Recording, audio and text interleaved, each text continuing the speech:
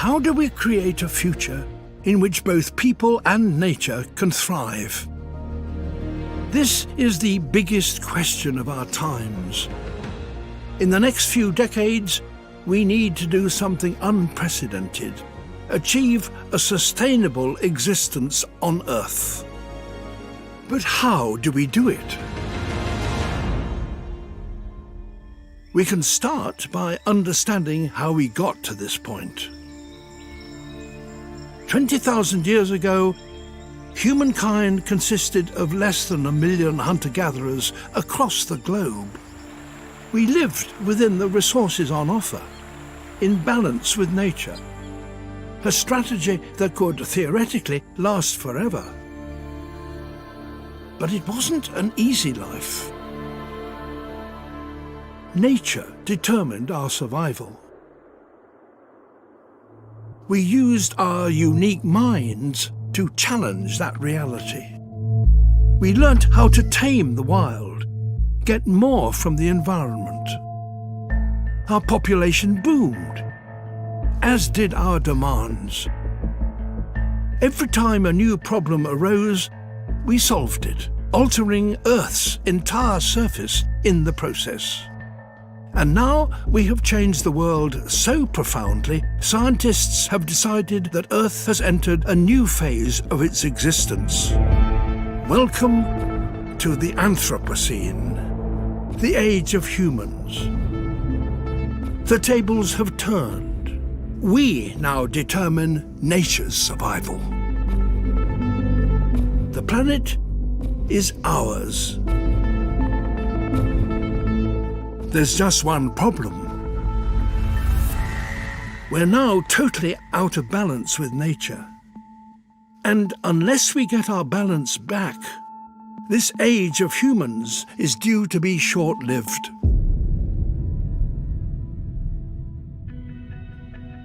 So how do we deal with this problem? When you boil it down, there is one underlying big issue. Our planet is becoming less wild. Our species has cleared 3 trillion trees, cultivated half its fertile land, and now fishes across most of the ocean. In the last 50 years, the populations of wild animals have reduced by 60%. We've replaced them with ourselves and our domesticated animals and plants. Today, we and the animals we raise account for 96% of the mass of mammals and 70% of the birds on Earth. There's very little wild left. This biodiversity loss is not just a tragedy, it's the single biggest problem we face. Without biodiversity, the world as we know it doesn't work. Our planet needs its wild spaces. Every one is a component in the global machine. Only if they are all healthy can the planet run smoothly. A less wild world is less able to provide for our needs, less able to maintain dependable weather and seasons, less able to absorb our impact. Biodiversity equals stability, and stability is what we need most of all. Can we turn this situation around? Can we re-wild the world? Well, maybe, due to one key change. As societies develop, something is happening that has never happened before. People are having fewer children.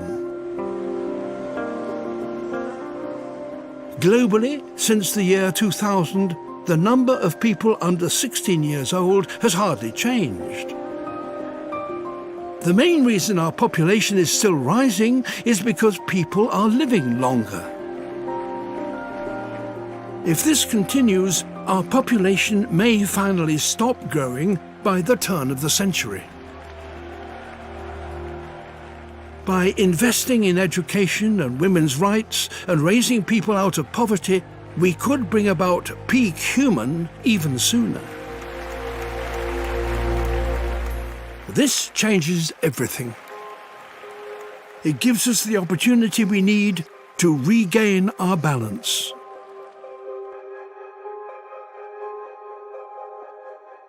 The plan for our planet is remarkably simple.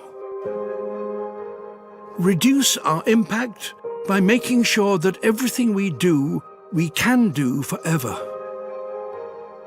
For the biggest gains, we could concentrate our efforts on 4 goals: phasing out fossil fuels and replacing them with renewables.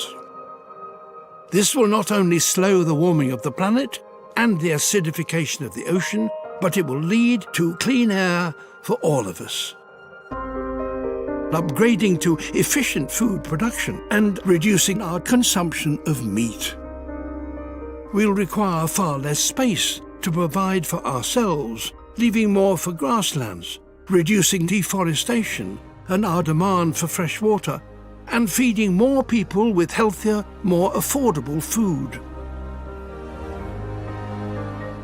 Working together to properly manage our ocean.